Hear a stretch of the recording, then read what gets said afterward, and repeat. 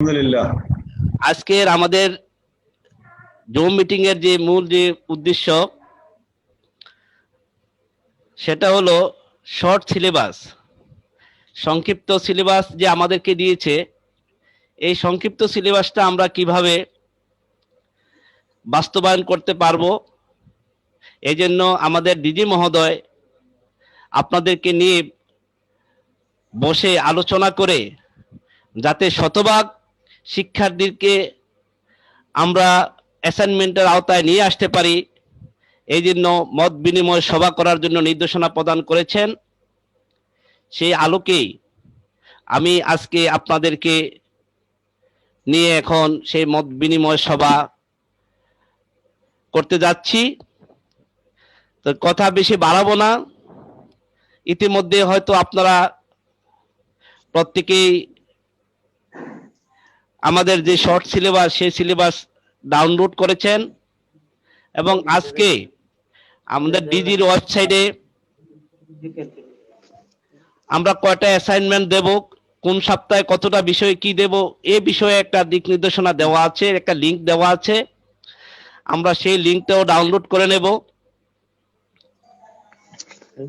তাই আমি জানি যে আমাদের মনোহরগঞ্জ যদিও আমরা প্রত্যন্ত অঞ্চলের, কিন্তু ইতিমধ্যেই কুমিল্লা জেলার মধ্যে যে অনলাইন ক্লাসের বিষয়ে আমরা গত 1 মাস ধরে প্রতি সপ্তাহে প্রথম স্থান অধিকার করে আসছি এবং এটাও শুনে আপনারা খুব খুশি হবেন, আমরাই সর্বপ্রথম কুমিল্লা জেলার মধ্যে শতভাগ শিক্ষক বাতায়নে আমরা অংশগ্রহণ করতে পেরেছি এবং আমাদের উপজেলার প্রত্যেকটি প্রতিষ্ঠান অনলাইন ক্লাস করে এবং সেটা A2I এর মাধ্যমে আমাদেরকে ফলাফল দিচ্ছে যে আমরা জেলার মধ্যে প্রথম স্থান অধিকার করে আছি। ইনশাল্লাহ ভবিষ্যতে আমরা থাকব। এতে করে আমাদের কয়েকজন আইসিটি টিচার অত্যন্ত পরিশ্রম করে আমাদের এই সফলতাকে এগিয়ে নিয়ে এসেছেন। আমাদের আপন স্যার,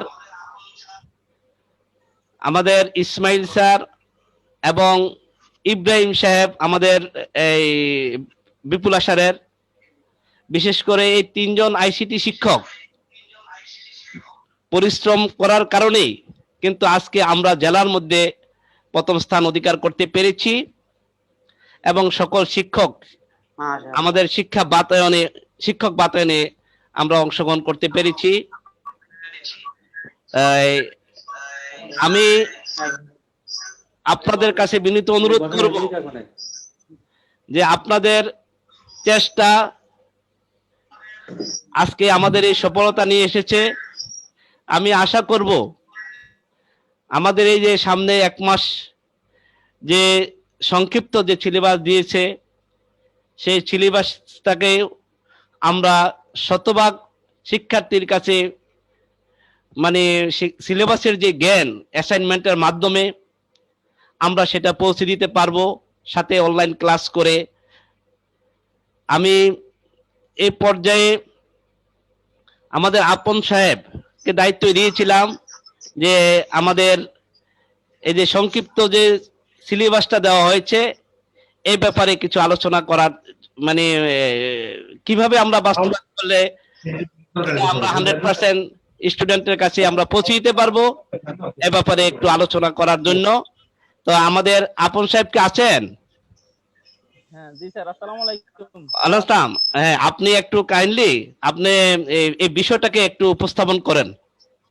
ঠিক আছে, স্ক্রিন শেয়ারের অনুমতি দেন স্যার। ওই যে আমি আমার স্ক্রিনটা শেয়ার করতে পারতেছি না, আর সেটিং এ গিয়ে যদি শেয়ারের অনুমতিটা দেন।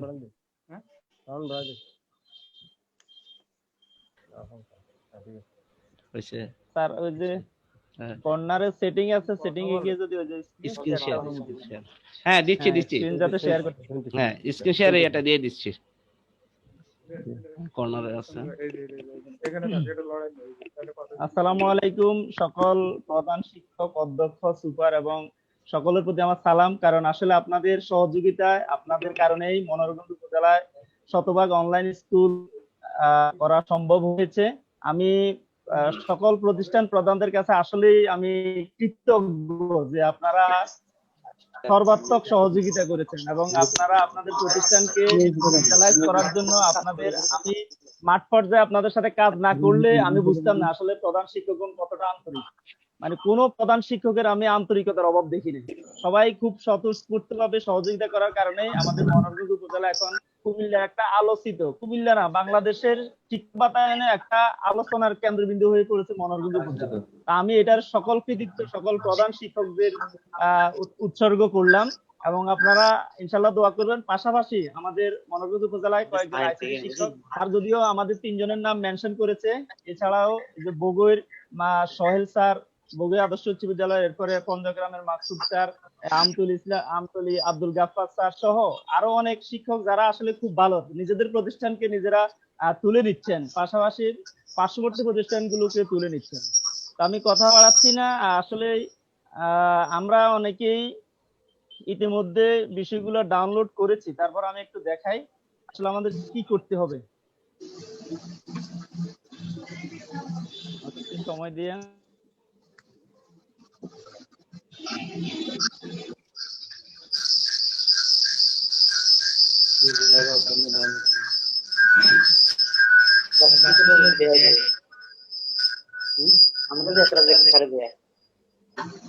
এর আগে মাউসি থেকে অর্থাৎ dasc.gov.in আপনারা অনেক লম্বা একটা সিলেবাস পেয়েছেন, যেখানে সেটা ডাউনলোড করতে গেলে প্রায় 50-60 পৃষ্ঠার মতো কাগজ লেগেছে, কিন্তু বর্তমানে মাউসি আরো শর্ট করে, অর্থাৎ আপনাদের কোনো একজনের 2টা ডিভাইস একত্রে আছে, এই জন্য আমাদের সাউন্ডটা একটু সমস্যা হচ্ছে। যে 2টা ডিভাইস একত্রে আছে সেটা যদি একটু দূরে নিয়ে নেন তাহলে আমাদের মনে হয় কথাগুলো শুনতে বুঝতে সুবিধা হবে। কোনো 2টা ডিভাইস একত্রে আছে স্যার? আপনারা কি আমার স্ক্রিন দেখতে পাচ্ছেন? কোন একজন যদি বলতেন।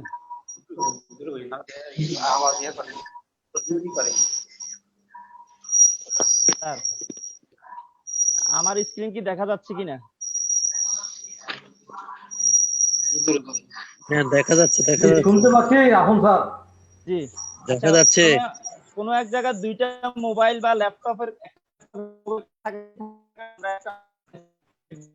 নিলে এখানে ষষ্ঠ থেকে নবম শ্রেণীর যে আমাদের অ্যাসাইনমেন্টের কথা বলা হয়েছে খুব সহজ, আমরা অনেক সময় অ্যাসাইনমেন্ট নাম শুনলে খুব ভয় পেয়ে যাই। এই জাস্ট এখানে 14 পৃষ্ঠার একটা চিঠি যদি আমরা ভালো করে পড়ি, এখানে প্রতিষ্ঠান প্রদানের জন্য কি করতে হবে, শিক্ষক কি করবেন, অভিভাবকের জন্য কি নির্দেশনা। আমার মনে হয় একটা সাউন্ড আসতেছে, খুব খুব নয়েজ করতেছে, 2টা ডিভাইস একত্রে রাখার কারণে এই সমস্যাটা হচ্ছে।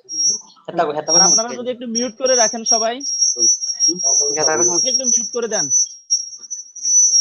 মিউট করবো যাবে না, সবাই একটু মিউট রাখেন। হ্যাঁ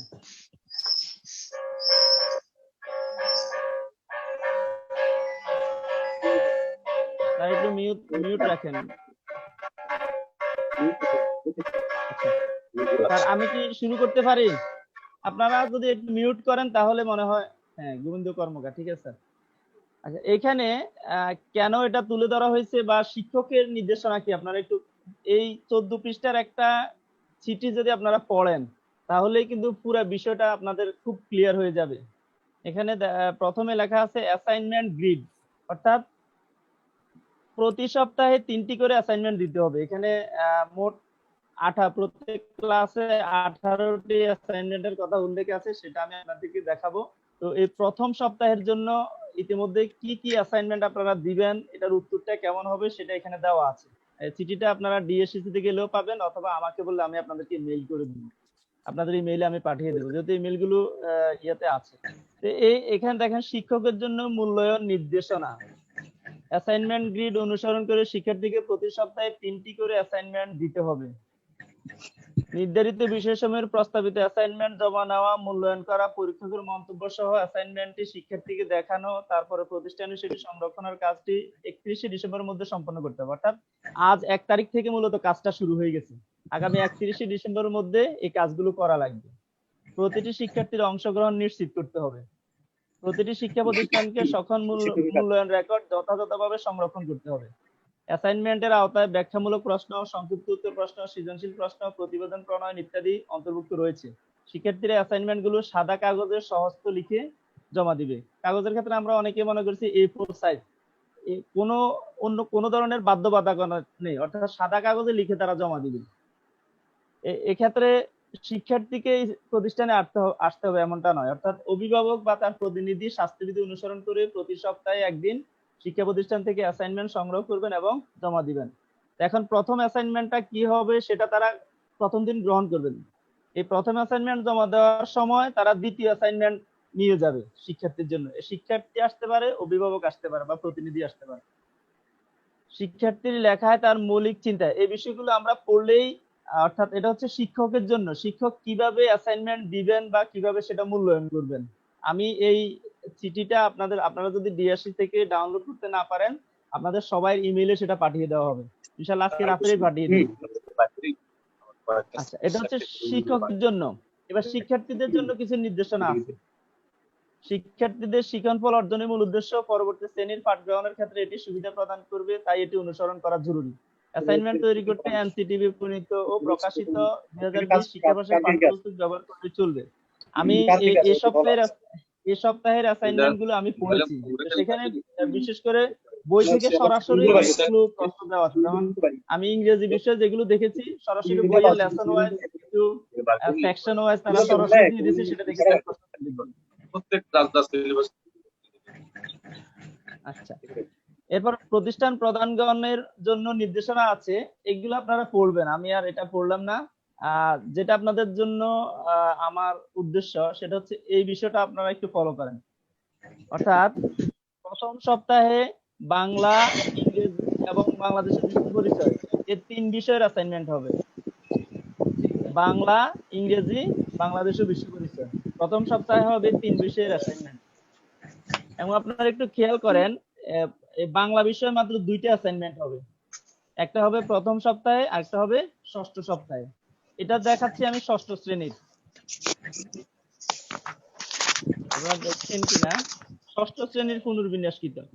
এভাবে প্রত্যেকটা শ্রেণী আছে, অর্থাৎ বাংলা বিষয় আছে 2টা, ইংরেজি, গণিত, বিজ্ঞানে আছে 3টা করে, বাংলাদেশের বিশ্ব পরিচয় 2টা, তথ্য প্রযুক্তি 1টা, ধর্মে হচ্ছে 2টা। এটা সেম 6, 7, 8 আপনার সপ্তম শ্রেণীতেও সেম এভাবে প্রথম সপ্তাহে বাংলা, ইংরেজি, বাংলাদেশের বিশ্ব পরিচয়, এভাবে কোন বিষয়ে কতটা কোন সপ্তাহে সেটা জমা নেবেন, এটা একটা চক আকারে এখানে দেওয়া হয়েছে। অষ্টম শ্রেণীতেও সেম।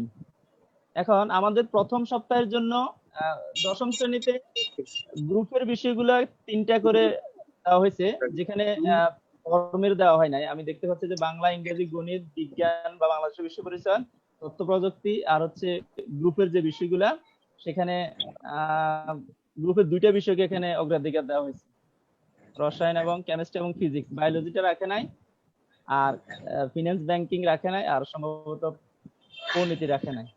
তো এই চক অনুসারে আমাদেরকে অ্যাসাইনমেন্ট শিক্ষার্থীদেরকে বলতে হবে এবং আমাদেরকে সেগুলো সংগ্রহ রাখতে হবে। এবার আসেন, আমরা একদম সহজ করে দিছি যে আপনি বাংলা ষষ্ঠ শ্রেণীর কোন কোন বিষয়গুলো পড়বেন। যেমন এখানে 4টা আছে, সততার পুরস্কার, মিনু, নীলনদার পিরামিডের দেশ, 3টা, সরি। তাহলে এখানে কি প্রশ্ন করবেন সেগুলো এখানে দেওয়া আছে। এখান থেকে আপনার যে প্রশ্নগুলো সবচেয়ে সহজ মনে হবে, শিক্ষার্থীদের জন্য খুব কঠিন কিছু নয়, একবারে সহজ যেগুলো, সেগুলো শিক্ষার্থীদেরকে অ্যাসাইনমেন্ট হিসেবে কাজ দেওয়া যেতে পারে। এভাবে প্রত্যেকটা, যেমন এখানে এটা বাংলা আছে, ইংরেজি আছে, ইংরেজি এখানে লেসন 1, লেসন 2, লেসন 3, লেসন 4, অর্থাৎ এটার ভিতর থেকে যেটা খুব সহজ মনে হয়, যে কাজটা সবচেয়ে সহজ মনে হবে শিক্ষার্থীর জন্য, সেই কাজটা অ্যাসাইনমেন্ট হিসেবে দিবেন। অর্থাৎ সরকারের টার্গেট হচ্ছে শিক্ষার্থীরা যাতে এটাকে খুব চাপ হিসেবে না নেয়। সেম ওয়েতে এখানে বাংলাদেশের বিশ্ব পরিচয়, অর্থাৎ এখানে 3টা বিষয় আপনারা খেয়াল করেন। একটা হচ্ছে বাংলা, ইংরেজি, বাংলাদেশের বিশ্ব পরিচয়। প্রথম সপ্তাহে কিন্তু এই 3টে অ্যাসাইনমেন্ট দিতে হবে। এটা ষষ্ঠ শ্রেণীরটা এখানে দেওয়া আছে এবং সপ্তম শ্রেণীর, অষ্টম শ্রেণীর, এই সবগুলো এখানে কি প্রশ্ন করবেন, কোন কোন গল্প থেকে প্রশ্ন করবেন, কিভাবে প্রশ্ন করবেন, আনসারটা কিভাবে অ্যাসেস করবেন, সব একেবারে সহজ ভাষায় এখানে দেওয়া আছে। এটা এটা সম্ভবত আপনারা অনেকেই ডাউনলোড করে নিছেন।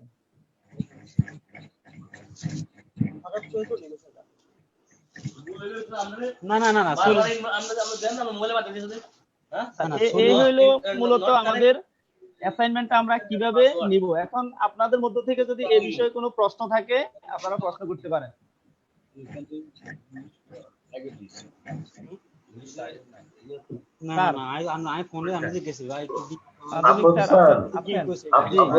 আসসালামু আলাইকুম। হ্যাঁ, মিজানুর রহমান স্যার বলেন। জি, আমার কোনো প্রশ্ন নাই, আমি একটু অ্যাড করতে চাচ্ছি আপনার সাথে। সেটা হচ্ছে সপ্তাহ শেষে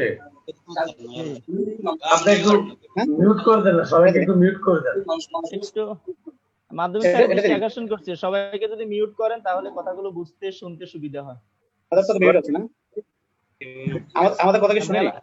বেলাল হোসেন মানিক স্যার আপনি মিউট করেন। মাধ্যমিক স্যার আপনি একটু সবাইকে মিউট করে দেন। জি জি জি জি বলেন। মিউট করা, আমাদেরটা মিউট করা আছে তো? না, আপনার কথা শোনা যায়। এখানে যে বিষয়টা আমি বলতে চাচ্ছি, যে বিষয়টা আমি বলতে চাচ্ছি সেটা হচ্ছে সপ্তাহ শেষে প্রত্যেকটা অ্যাসাইনমেন্টকে মূল্যায়ন করতে হবে।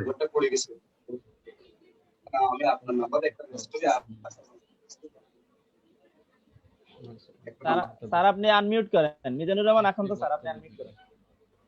হ্যাঁ, সপ্তাহ শেষে শিক্ষার্থীরা যখন অ্যাসাইনমেন্ট গুলো জমা দিবে তখন এগুলোকে মূল্যায়ন করতে হবে। মূল্যায়ন মানে নাম্বারিং না, উত্তম, অতি উত্তম, সর্বোত্তম। এটা এই চিঠিটা মনোযোগ দিয়ে পড়লেই আপনারা বুঝতে পারবেন।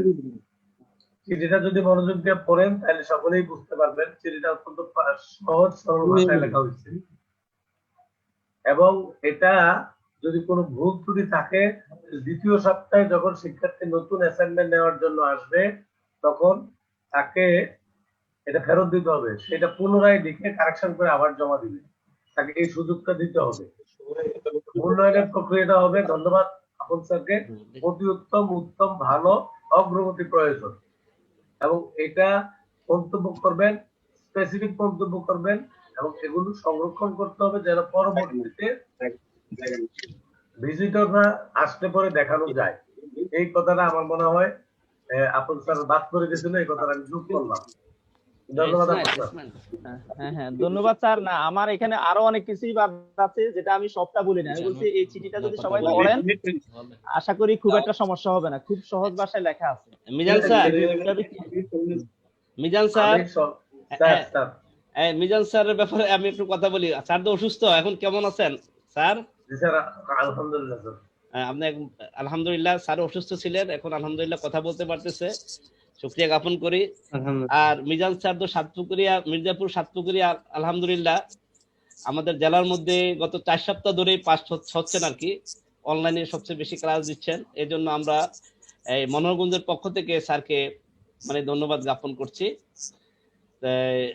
আমি এই পর্যায়ে আমরা মাধ্যমিক পর্যায়ে প্রতিষ্ঠানের আমরা শর্ট সিলেবাসটা একটু দেখলাম।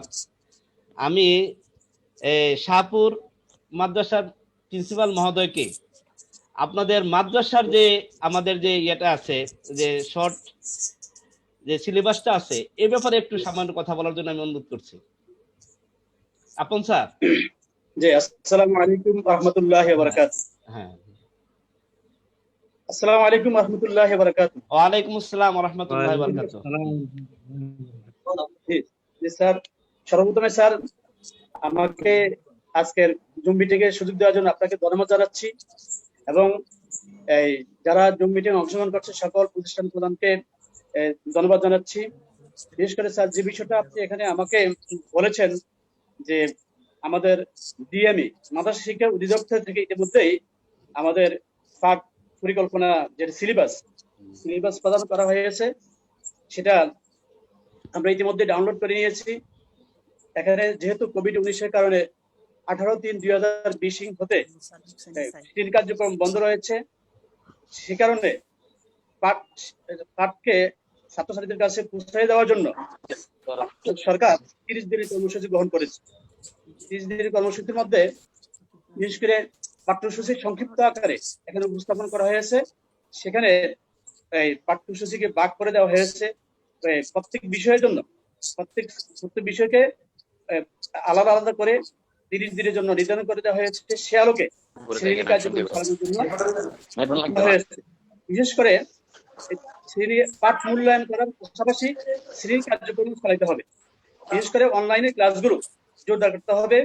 এই যে সিলেবাস প্রণয়ন করা হয়েছে 30 দিনের, এই সিলেবাসের আলোকে শিক্ষকগণকে সেটা অনলাইন ক্লাসের মাধ্যমে ছাত্রছাত্রীদের কাছে উপস্থাপন করতে হবে এবং সেই আলোকেই, সেই সিলেবাসের আলোকেই অ্যাসাইনমেন্টের মাধ্যমে ছাত্রছাত্রীদের মূল্যায়নের ব্যবস্থা করতে হবে এবং সেখানে সেটা গ্রহণ করতে হবে। বিশেষ করে অ্যাসাইনমেন্ট নেওয়ার জন্য এখানে শিক্ষা প্রতিষ্ঠান প্রদানগণের অনেক দায়িত্ব কর্তব্য রয়েছে। ইতিমধ্যেই আমাদের আফন স্যার এখানে আলোচনা করেছেন, তিনি প্রধান শিক্ষকদের কি দায়িত্ব সেটা বলেন নাই। আমি এ ব্যাপারে একটু বলবো। এখানে প্রধান শিক্ষকদের প্রথমে যে কাজটা করতে হবে, সেখানে সকল শিক্ষককে এতে অংশগ্রহণের ব্যবস্থা করতে হবে এবং সকল কর্মচারী প্রতিষ্ঠানে যাতে করে স্বাস্থ্যবিধি মেনে নেওয়া হয় সেদিকে খেয়াল করতে হবে। এরপরে বিশেষ করে এই কার্যক্রমগুলো আগামী 15 ডিসেম্বরের মধ্যেই অ্যাসাইনমেন্ট দেওয়া যেমন শেষ করতে হবে এবং 31 ডিসেম্বরের মধ্যে টোটাল কার্যক্রম শেষ করতে হবে। বিশেষ করে স্যার, জি স্যার বলেন। হ্যাঁ, যেহেতু ছাত্রছাত্রীদের শিখানোর ফল ব্যাঘাত হয়েছে, এজন্য তাদের কাছে বিষয়গুলো একদম সহজ করে উপস্থাপন করতে হবে, যাতে করে অন্তত 100% ছাত্রছাত্রী এত অংশগ্রহণ করে এবং তারা অ্যাসাইনমেন্টের মাধ্যমে অ্যাসাইনমেন্ট গ্রহণ করে এবং জমা দেয়। এক্ষেত্রে আমি কিছু পরামর্শ দিব। সেটা হলো, বিশেষ করে প্রত্যেক প্রতিষ্ঠানেই ছাত্রছাত্রীদের মোবাইল নাম্বার রয়েছে। মোবাইল নাম্বারের মাধ্যমে ছাত্রছাত্রীদেরকে